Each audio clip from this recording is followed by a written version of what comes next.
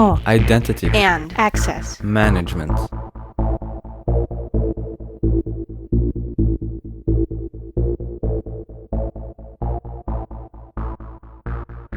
Welcome to the Identity at the Center podcast, episode number 27. If identity and access management is your jam, then you've come to the right place. It's a new year. We got a new intro. It's a new us, maybe new you too. I'm Jeff, and that's Jim. Hey, Jim. Whoop, whoop. Here I am. What was that? That was the celebration of the new intro, and this being my jam, I figured I'd throw a little bit of hip hop in there. All right. No, IAM is your jam. Yeah. Definitely not hip hop, right? We'll leave that out for folks to decide. All right. So we took a little bit of break over the holiday season. I think a well-earned break for us. But we're back. Going to start a new weekly streak of content, I hope. We're also going to try something new. And we used to publish on Fridays, and we're going to try and publish now on Mondays and see how that works, and see if that makes it easier for folks to kind of keep up with the content we're pushing out. Our previous record was, I think, 26 episodes since July of last year up through December. So we'll see how it goes this year before we have to take another break, or decide to take another break, because we can do that. Yeah, I would say I had to give you credit, Jeff. I mean, you've been talking about this for years. Then beginning of this year, or beginning of last year, 19, we said, all right, let's actually do it. And we did it. I mean, 29 episodes is a pretty big accomplishment, I think. And I'm looking forward to 2020. I want to top that number of episodes this year for sure. I want to stay on a weekly basis. And I'm hopefully, increase the number of people who are getting value from this podcast. And I'm really looking forward to this year. I'm a pretty positive person. I put a positive spin on everything. But I feel like this is going to be a year where we have an opportunity to, achieve a lot of our goals.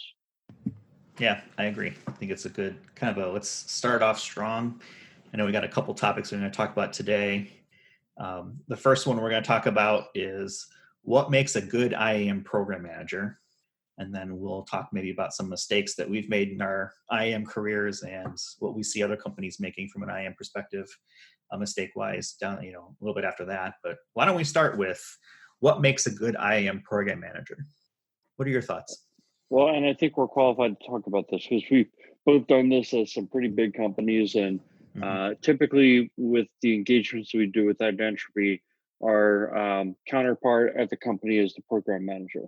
And I feel like an IAM program manager has to be somebody who's well-rounded.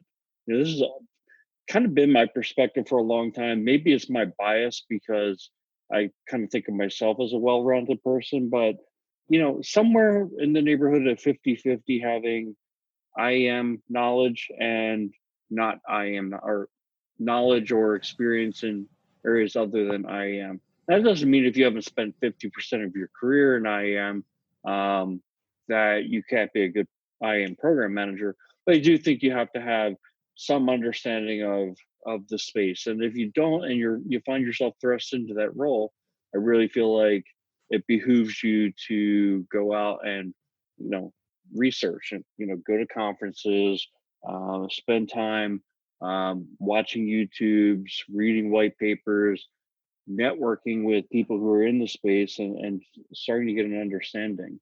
When I first got into IAM, it was a pretty small industry. I started in IAM in 2003. I got into IAM. I was like, this is actually a space. I'd never heard of it before. So I was one of those people who was, kind of thrust into an IAM program manager kind of role, and I did not have the background. And, I was pretty early in my career too, so I didn't really have all the skills, and you kind of have to learn on the fly and kind of, have the right personality. I think personality is a big thing. I think you have to be somebody who, has a good combination of being strategic, but also being tactical. I don't think you can, only be at the 50,000 foot level and not be able to, get your hands dirty and kind of implement projects. But at the same time, you can't be just a doer, right? You have to be able to think strategically, look at the big picture, and communicate. I think communication skills are pretty important. So I said a lot there. Kind of throw it back to you. What do you think of that? No, I agree with a lot of what you said. Really, kind of everything. Yeah, I think it's one of those things where how do you know you're a program manager and whether or not you're any good at it? I think is always a challenge because I think a lot of it relies on experience.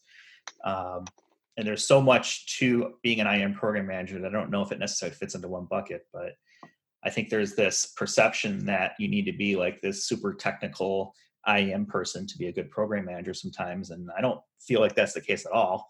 Um, I think the most important thing is that you have a plan as a program manager. What is it you're trying to do? From a strategy perspective, whatever that may be, and it could be simple. When I started out in the IAM space, I was building Lotus Notes IDs and working as just kind of like a normal account provisioner, and then it's like, oh, you know what? We should probably get something to help with password resets because that's what we seem to struggle with the most and have a lot of volume on that. And then it just kind of evolves from there and expands.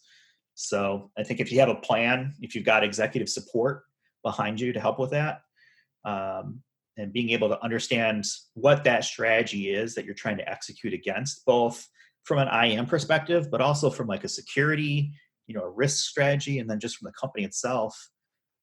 I think it's more important to understand how the different components of IAM work together, not necessarily being a builder of those systems, but understanding how they work together and being able to um, talk through what are the benefits from a business standpoint, with different stakeholders you might have in the organization. So whether it's risk or security or the user experience improvements or, in some cases costs, things like that, being able to um, shake hands and kiss babies, right? Build those relationships, across the organization and be able to articulate, here's what we're doing and here's why it's important and here's what you're going to get out of it.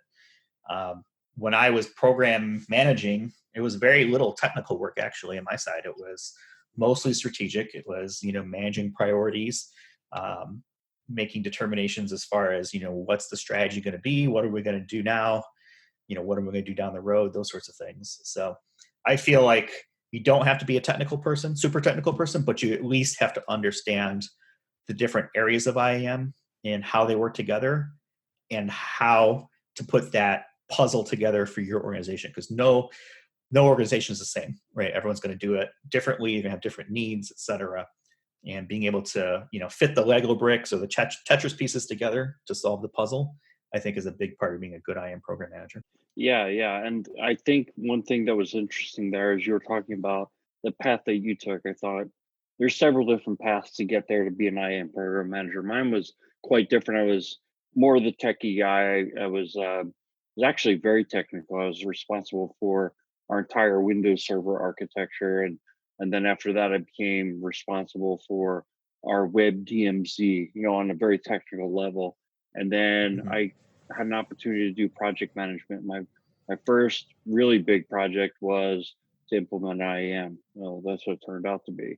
So that was kind of a different path, and I had to learn IAM on the fly, and it happened to be an external IAM, which that's a whole other sphere, right? Which is that you've got the internal um, management of identities, and then you have external customers and B2B partners, things like that. So I think there are many paths to get there. One of the things I also kind of thought as you were talking was you obviously cared, right? A lot of people I think are like, they're doing provisioning or whatever, and they're responsible and they see the problems, but they're like, oh well, somebody else is gonna have to fix it, or I'm not empowered. But you look at it as like this is important, and you cared enough to actually try to do something about it. I think that's very important. And then knowing you for as long as I've known you, I know you have excellent communication skills, and I can imagine that for some people they struggle with communication, or that they're not really confident in communicating. And I don't think that means that you can't be a good IAM program manager, but I do think that's an area that if that is kind of one of your weaknesses, that's an area you really ought to work on, because I feel like being able to communicate your thoughts and being confident in what you have to say, it's not only important to be a good IAM program manager, but if you have aspirations in your career to kind of move up the management channel or get into consulting or really to succeed in general, I think communication is just such an important key. You got to be able to talk good. You need to talk good and write good. Yeah, exactly. I think, like you said there, it's not necessarily an IAM thing, the communication side of things. That I found, as I've moved up, sort of the management chain over the years, is communications is the number one skill that aids and abets everything that you do. You can understand and be the smartest person in the world, but if you can't make that message known to other people, you're going to have a really hard time getting anything done. So I think, you know, building those relationships and being able to be comfortable with the message you're sharing is important, and it's probably one of the most important things. And I think the only way you get comfortable with it is to truly understand how, what is it you're trying to do and why, and have, skin in the game, a passion for it or whatever, and say, hey, look, this is what we're trying to do. This is why I think it's important. Here's how these different things come together. And if you want to get more detail, we can do that. Let me bring in, so and so Jim to help me, talk about through the Windows architecture, that sort of thing. Right. But yeah, the communication I think is such a huge component of it, and that relationship building.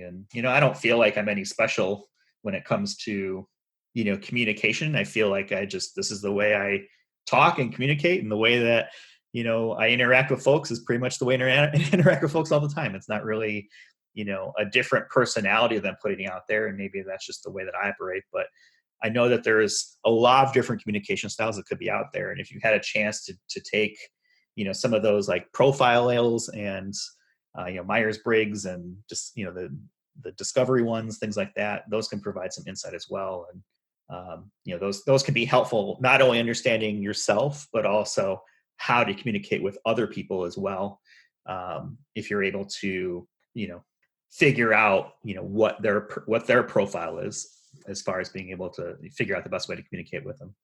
Yeah, I mean, self-awareness is definitely key, and I say that primarily because, especially if you're early in your career, but even if you're not, and if you're a new IAM program manager or you aspire to be one, I think knowing what you're good at and where you need work is important. So, like Mhm. I said, I really came out of a technical kind of background, and I realized that I needed to improve my business skills. So one of the things was I took opportunities to do project management.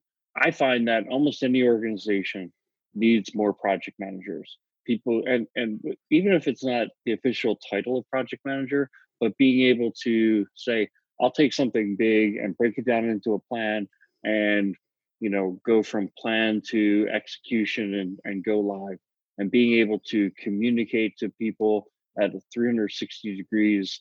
I think that just shows the ability to organize and basic business skills.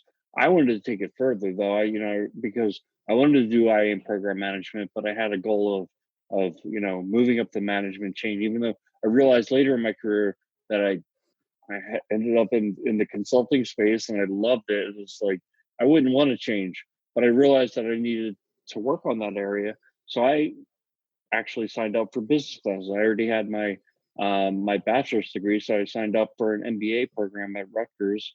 It took me 6 years to get it, but it was funny because when I started that program, I said to myself, if I could just sign up and get this piece of paper, I probably would do it. But by the end of that 6 year program, and it was tough. During that time, I got married, I had kids, and my whole life changed, and I'm going to night school. So that was a lot of work, but I realized I learned so much and really understood how the business worked, and had some opportunities. One of the other things I say I've been in the IAM industry since 2003, and I have, but I've also done some projects and managed other areas of information technology. So I spent some time doing ERP. I ran a project management office, and I think all those. I think again, kind of going back to what is the basis of a good IAM program manager. I think being well rounded and having experiences outside of IAM, not just being like I went to school, I got an IAM degree, and now I'm doing IAM and spend the next 20 years of your career doing IAM because when, especially when we're doing our consulting engagements, it's like our topics go back and forth between, CRM systems and accounting systems. And, the discussions kind of touch on all these different areas where you can't be blind to how a business operates. So I think having that background, I also think, on the technology side, if that is it happens to be your weak area, you really need to figure out how to sharpen the saw when it comes to the technology. And as I mentioned, one of my favorite areas is YouTube. You watch a YouTube video, you can tell within a few minutes whether or not it's at the right level for you, and if it's explaining things at a level that you can understand and absorb, and hopefully relate back to areas where you do have some experience. Yeah, I think YouTube is a big help. I mean, it's obviously more of a recent development. I think, we both started around the same time, around 2003 or so in the IAM space specifically. And I don't think that there was YouTube back then. So a lot of it was, reading on the web and, trying to put pieces together and, searching for papers and stuff like that. But yeah, Conferences. I think experience, yeah, conferences definitely. I think experience is a great teacher too. I mean, we've both taken very different paths to kind of get where we're at today. And for me, experience was probably my biggest teacher, and having some really good managers and directors throughout the course of my careers that I could learn from as well. And see what works, see what didn't work, and just really kind of observe how things progressed as we went through different programs and projects and different things like that. So I think you I touched on think another thing earlier that I thought was like spot on, which is like kind of the having the confidence to surround yourself with people who are smarter than you, or at least know their areas way better than you. I've talked to folks in the past who are in the IAM program manager role, and they're intimidated working with other people in their organization because they feel like, oh, those people are just, more advanced than me. And I feel like to be successful, you've got to put the good of the organization and the good of the effort ahead of your own, desires for personal advancement. If you do that enough times throughout your career, you're going to end up winning. plus you're going to learn from those folks too. But I think it's also an expectation thing that as you take on bigger roles in an organization, you're typically not going to be the person doing it. And the success of your program, project, whatever it may be, is going to be directly related to the people that are on your team actually executing against the strategy and the vision that was out there. So, um, you know, surrounding yourself with smarter people is always a good idea. Sometimes it can be a hit to the ego, right? If it's not handled correctly, because you certainly don't want to be in a position where um, there's an uncomfortableness from a way that information is getting shared. But I know I'm a big fan of bring the best team, best people you put together, and learn from those folks, no matter where they're at, up and down the hierarchy of the program or the organization. Because that's Yeah. just going to make, like you said, everyone better, but it's also going to help you out too, because no one knows everything, and I you feel need like experts. I feel like another thing, just kind of thinking back on my own path, when I was talking about how I was, this really hands-on technical person, it kind of shifted from that to I was an IAM program manager. In the course of less than a year, I went from running our DMZ server environment, which is Windows and Linux, to being an IAM program manager and implementing IAM for all of our external facing websites. And I remember kind of in that transition period, my manager was saying, we need to do this, that, and the other. And I was like, I've got to upgrade, 40 servers this week. And he's like, can't you find, another person on my team? Couldn't they do it? Well, not really. And the problem was I didn't want to give that up. It was hard. It's like Mhm. I had to kind of eventually get to the level of being secure to say, I'm going to take a chance. I'm going to step out on the ice, hopefully not fall through, and I'm going to give up what I've been doing, which was maintaining the servers. And there was like a certain um, level of security, is like a security blanket of managing that environment because I said, you know, hey, I'm very important to the organization because I know managing these systems is, critical. At the same time, I wasn't giving myself the time, or I wasn't really secure kind of going out into that new world. And he said, where do you see yourself 5 years down the road? And I saw myself getting into management. He's like, do you think getting into management, you're still going to be managing these servers? It was really Right. good. I thought about it. I'm not saying it happened overnight, but eventually I gave up those responsibilities, and there was somebody else who stepped right into that role and took it over. And that was fine. And that gave me the opportunity to grow, give somebody else the opportunity to step into something new. And, so I would encourage people that, if you're in that position where it's like you've got to give up some of what you've got now to take on something new, that you've got to pick your spots, but you're not going to be able to do both, right? You're not going to be able to maintain the servers and run the program. Yeah, at least not do it effectively, right? I mean, Yeah. something's going to give, especially as you get more responsibilities on either side of things.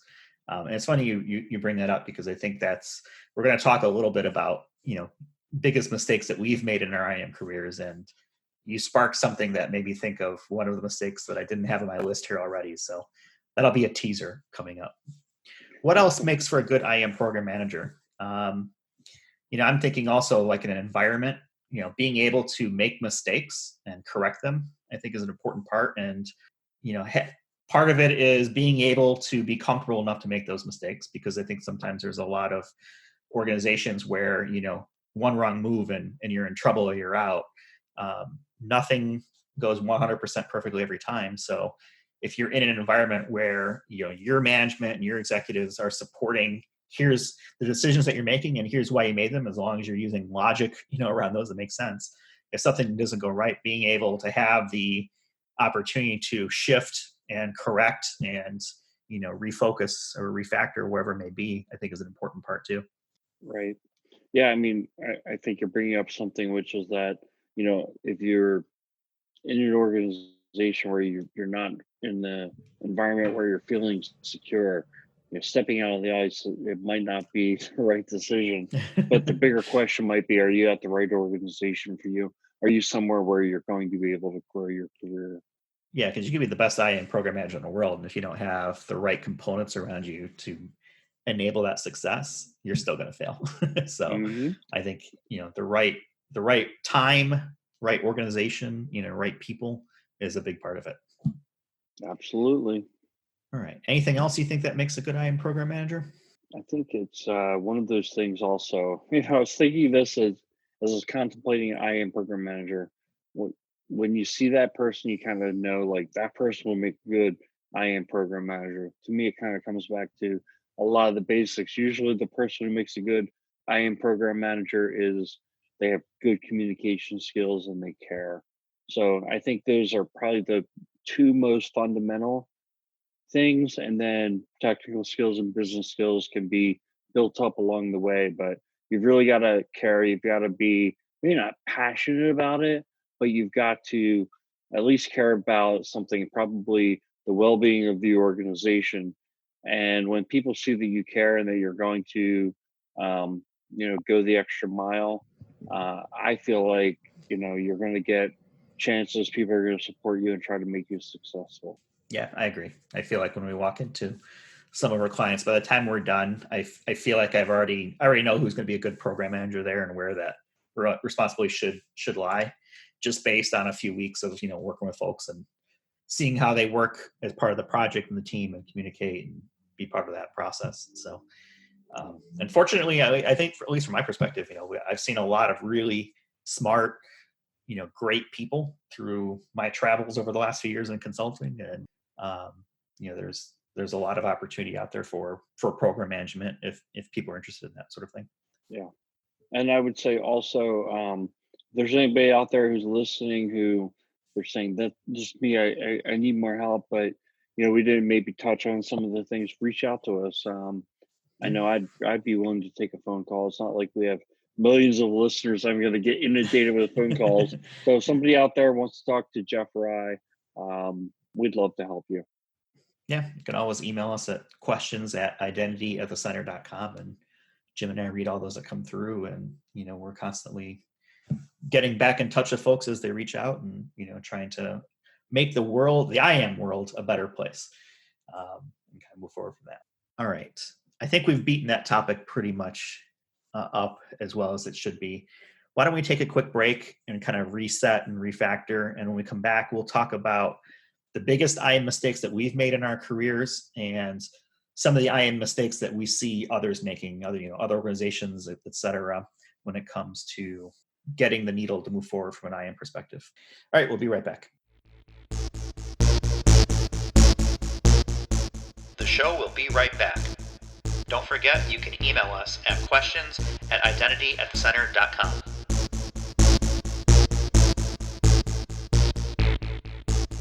All right, we're back.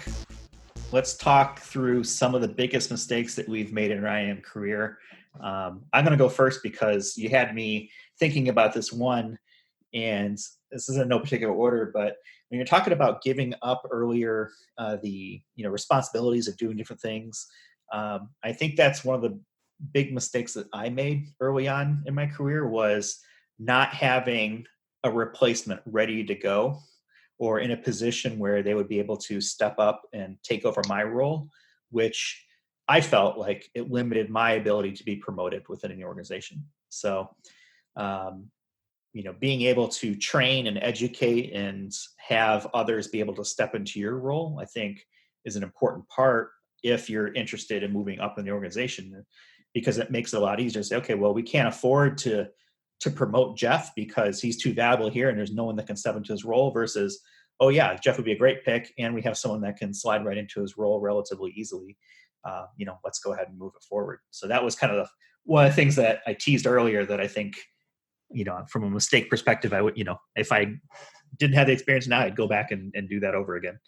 What about I you? think that's a good one. Well, I mean, just to add to that, I was kind of sharing my story about how I transitioned out, and I actually was fortunate that I had an awesome resource to hand things off to, somebody who I hired, um, and he stepped into that role and was at least as good at it, if not better than me. And he went on in his career, and now he's doing some really cool stuff. So, I mean, not that this relates to IAM, but he's with this company that builds sports arenas and sports stadiums. So with like the new stadium they're building out in Vegas, I think he's got two projects, one in Vegas and one in LA, where he's putting in all of the IT for these big stadiums, including the humongous monitors and screens that they have.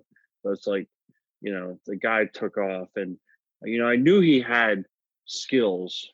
So giving that area up was less about whether or not he could handle it. It was more about whether or not I was ready to give it up. And I finally did, and it was the right move. Yeah. Trying to think some of the other things of mistakes. Some things that are a little more tactical at the time. I remember getting into um, battle might be a strong word, but let's go with it. Battles with IT teams as far as, what's the tool that we're going to use from an access catalog perspective? Is it going to be the ticketing system, or is it going to be the capability that I have in my IGA platform, for example? I remember having many discussions around that, and I don't know if there's necessarily a right answer still in my mind, but I remember having many discussions with help desk teams and other IT infrastructure teams as far as, okay, well, where are we going to put all these requests for people who want to do self-service access, those sorts of things. So I think that was a little more tactical, but I remember having too many conversations around that. Right, right. I think I was thinking about this question. It's like, I don't really have regrets because I'm exactly where I want to be in my career. I love what I do. I'm passionate about it, and I feel like I've got the right work-life balance.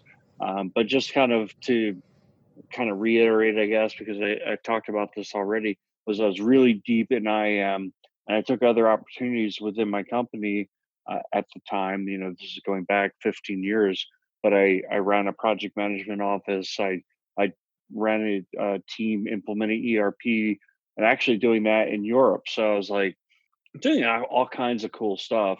And then I got back into security because I was wanting to transition from the company I was at and get into banking. And that was, one of the things about IAM, and I think this is good career advice for anybody. I think starting as a generalist and getting a good understanding of a domain like IT, or like infrastructure, even more specific, like infrastructure or development or something like that, I think is a great way to start your career. But I think if you want to, especially if you want to build a career as a subject matter expert, it's to refine around a specific area and kind of the more tightly focused. If you get in an industry like IM, and I feel really fortunate to have those early IM experiences because I think this is an industry that hasn't been just homogenized. Like, where I originally started was with server administration. It's like all that is as a lot of that has been outsourced. So had I taken the natural path, I might have ended up in a data center and punching a clock, and that wouldn't be kind of the career that I wanted. I wanted to be something more dynamic that would leverage kind of my natural skill set and communication, developing strategies and things like that. So I feel very fortunate to have ended up in IAM, but I kind of feel like over time where a good career strategy would be to find an area to specialize in. I think identity and access management is a great area to specialize in. So I don't feel like I've made a mistake in terms of career path. Um, I One thing I was going to also point out was okay, so now I'm in consulting. I've been with Identity for 8 years. So I ran two major IAM programs prior to coming to Identity, and then I went into consulting.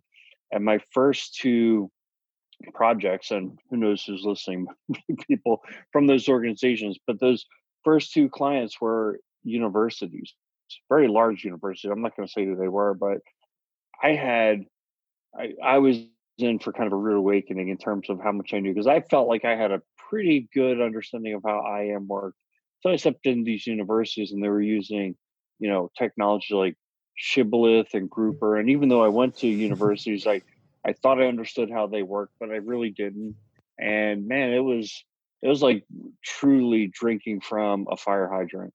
And I felt like that for a few years after getting into IAM consulting was like, my goodness, it feels like, you know, overload in terms of all this stuff that I don't understand. But, you know, you have to kind of go through that uncomfortable period, I think. So that was kind of my learning was, Mhm. going through that uncomfortable, kind of lack of comfort and just, putting yourself out there and learning new stuff. At the same time, the industry's changing underneath your feet. So I'd say within probably the last 4 years, probably the first 3 or 4 years with a lot of growing pains like that. And then I kind of started to feel a lot more confident. Whereas today, I kind of feel very confident in this space. I know I don't know everything, not even close. And, the more you know, the more you realize you don't know. I think that's very true paradigm. But I do feel like even the stuff that I don't know, I'm not afraid to ask anymore, and can pretty much go into any industry, and I don't feel like I need to know everything walking in the door because I do know what I know. I know the basis of what how to manage who has access to what. I know kind of the industry solutions, and I can kind of figure out the rest. And I can lean on, even more important to that, I know who to lean on when I don't know something, and who to touch base with and get, how they can help me. I'm not threatened by the fact that I don't know something. I can kind of reach out to people who are experts in that area. You've come to arrive to be at peace with your strengths and weaknesses, and I feel that's important part of it too. I felt the same way moving into consulting was, I thought I knew, enough. And then when I made the switch to consulting, it was the same thing where, the expectation is that you're sometimes, from the client side is that you're an expert on everything, which I don't think is necessarily realistic.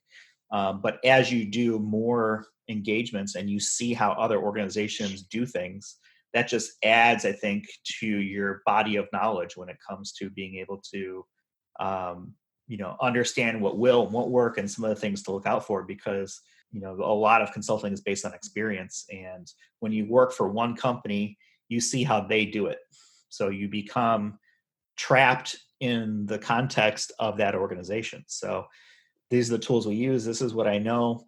This is what I know works and doesn't work for our organization. But if you expand that out into 10 organizations a year, 20 organizations a year, whatever it is that we work on from a client perspective, you start to see a much broader picture of the space, and ways to solve issues at one company that you may have seen somewhere else. I think that's probably the biggest thing that I've seen, just making the jump from working for big organizations and then moving into consulting roles. So I certainly agree with that, for sure. Yeah, and the kind of consulting we do is, it, I think it's kind of unique, right? You're parachuting in for a couple of months, and you're going to develop the IAM strategy for an entire enterprise, and that's pretty challenging. It's pretty daunting task, and we've done it so many times. It's like I'm not even intimidated by it anymore. But sometimes we bring other folks in from our organization to help us, and I mean, these are people with just as much experience in IM as you and I have,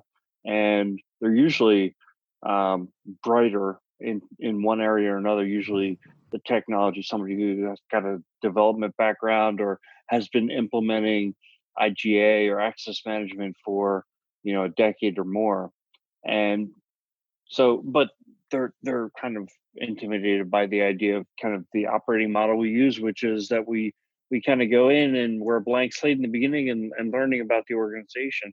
And one of the things I tell people is that you you can't be intimidated to ask questions. Like, if you don't know something, don't sit there and pretend you know it, or be afraid to ask the question. Now, every once in a while, you're going to ask a really stupid question like, "What's Workday?" Like, okay, like you don't even know what Workday is. But what if? Everyone knows that's Monday through Friday, Jim. Jeez. Yes, yes, it's 9 to 5, and then you go and live your life. No, but like, so many times I go into organizations, they're talking about a system that they call something like Workday, and it's like, I'm just going to ask. I don't even, and you find out it's some custom database that they built. If you're afraid to ask the question, you're sitting there thinking, all right, it must be, I'm going to search the web and find out what it is. You've got to find the right balance, right? You don't want to go in there and sound like a total doofus. But at the same time, if you're afraid to ask questions about things you don't know, you're going to lose. And then if you lose, the client loses, right? They're not going to get the a very well thought out strategy. So I take the chance of looking stupid sometimes, and sometimes I do. But if I don't know something, I'm going to ask the question. I think that's something I've learned, is that it's better to take a risk and potentially look like you don't have the experience. Usually, it's like, if I did. Usually with me, it's that I didn't hear it properly. Right? It's like we didn't say work day, we said work O'Shea or something like that. You're like, oh, okay. Yeah, I definitely don't know what that is. Oh, really?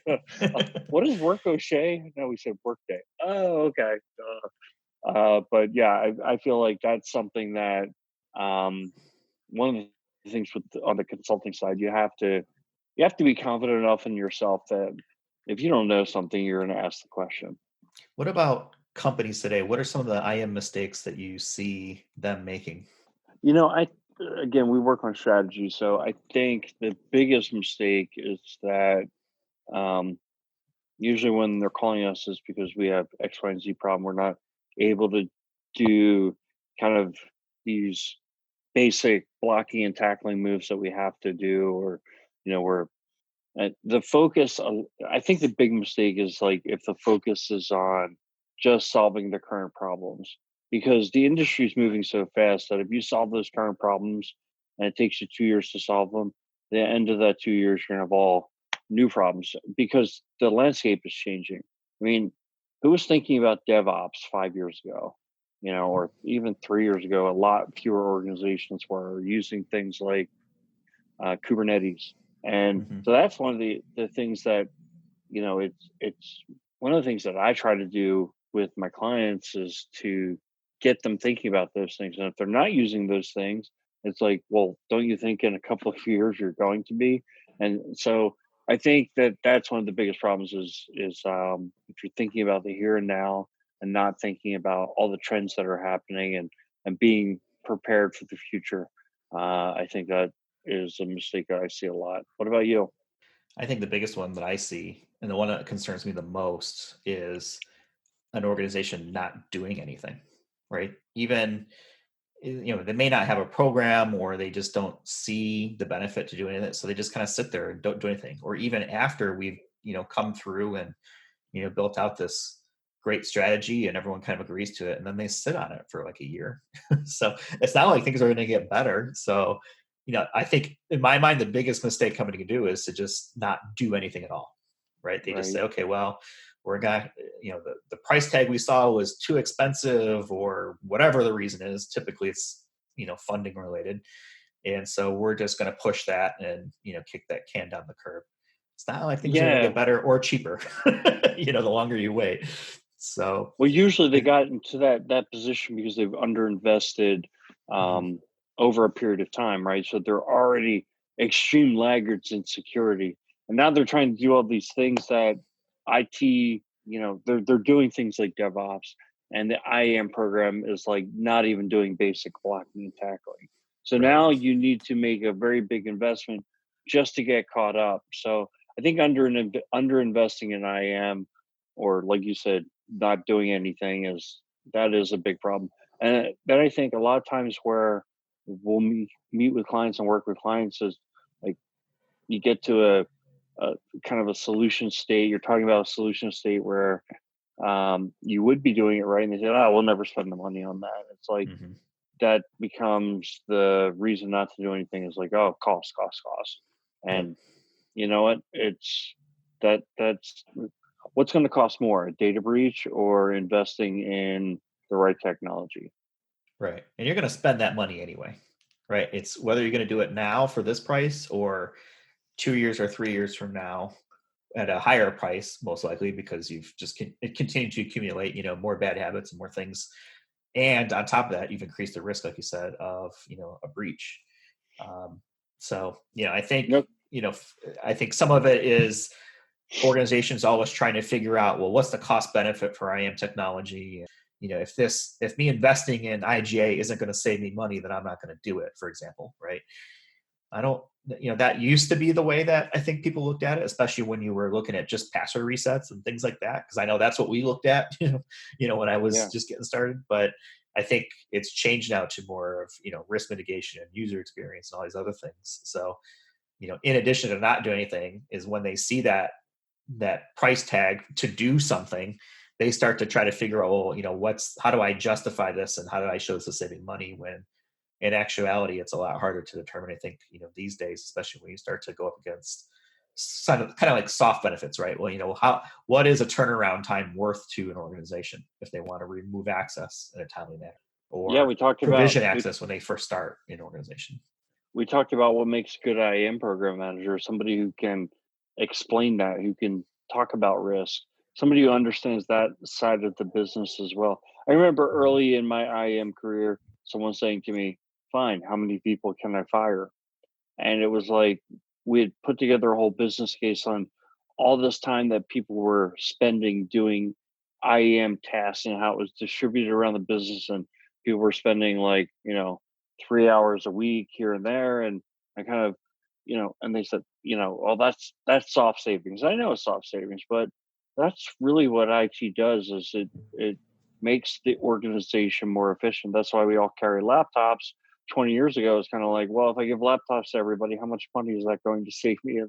Could you imagine the world today without without these basic pieces of technology? It makes us so much more efficient, and security is like that.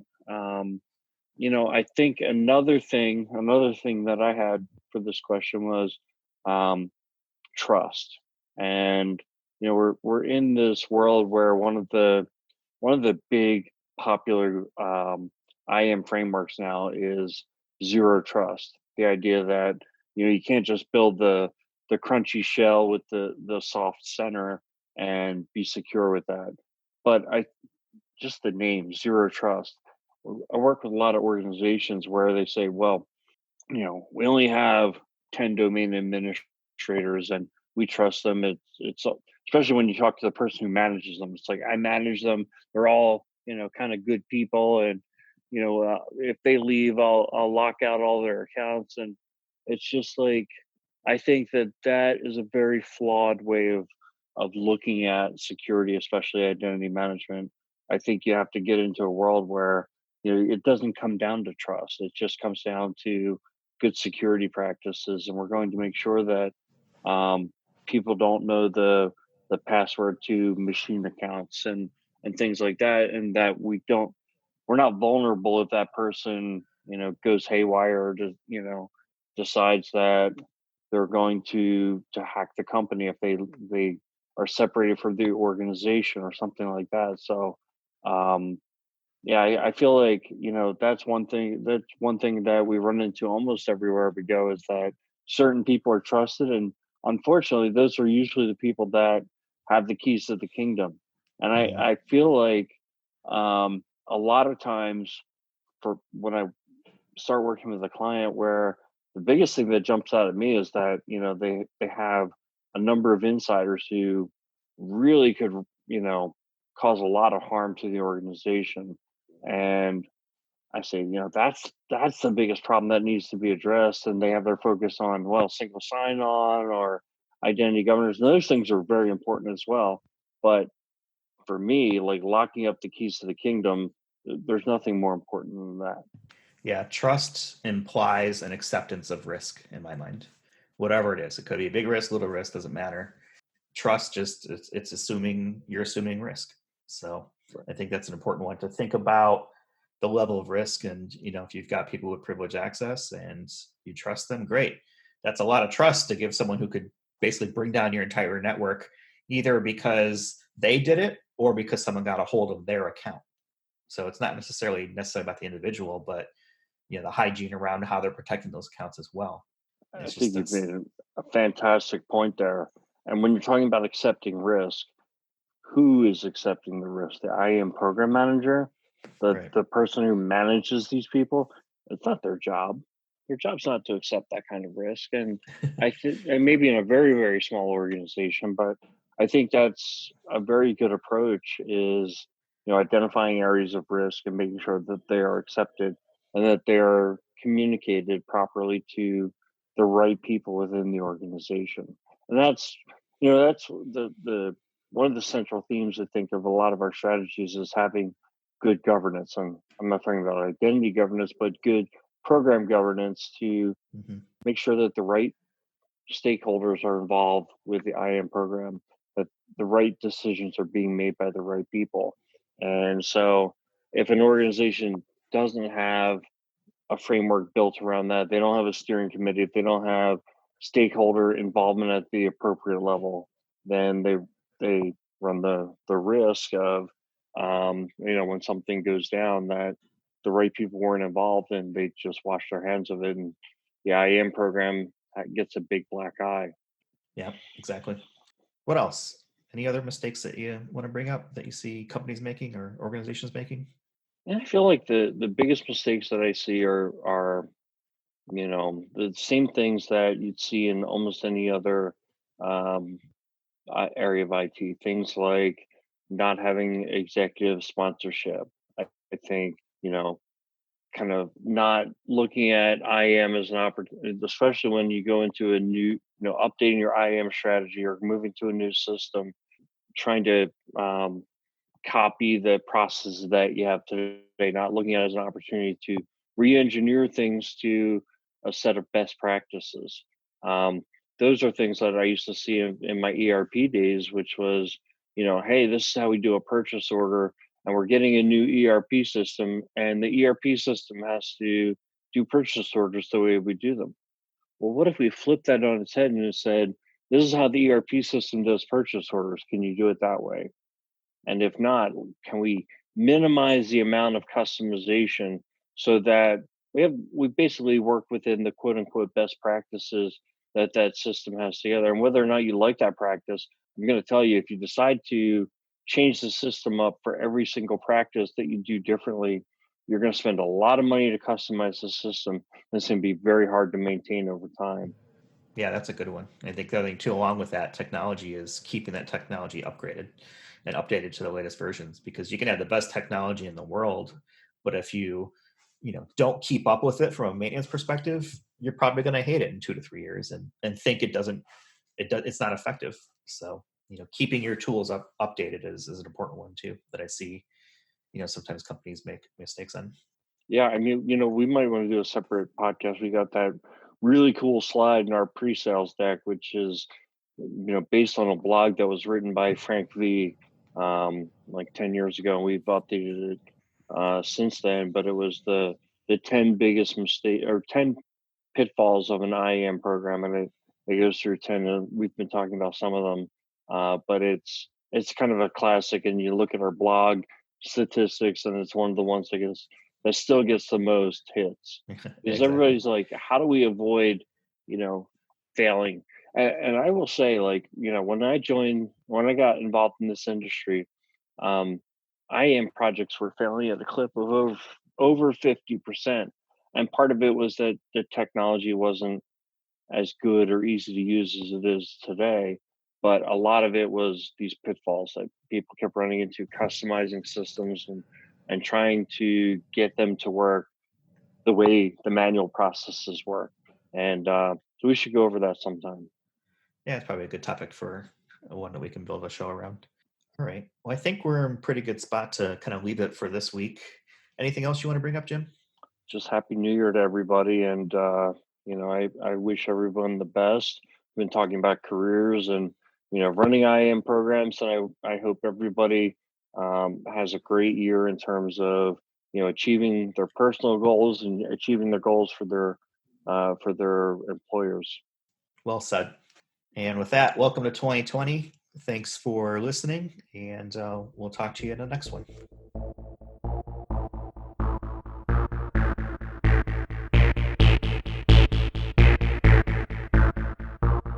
You've been listening to the Identity at the Center podcast. For more episodes, visit identityatthecenter.com.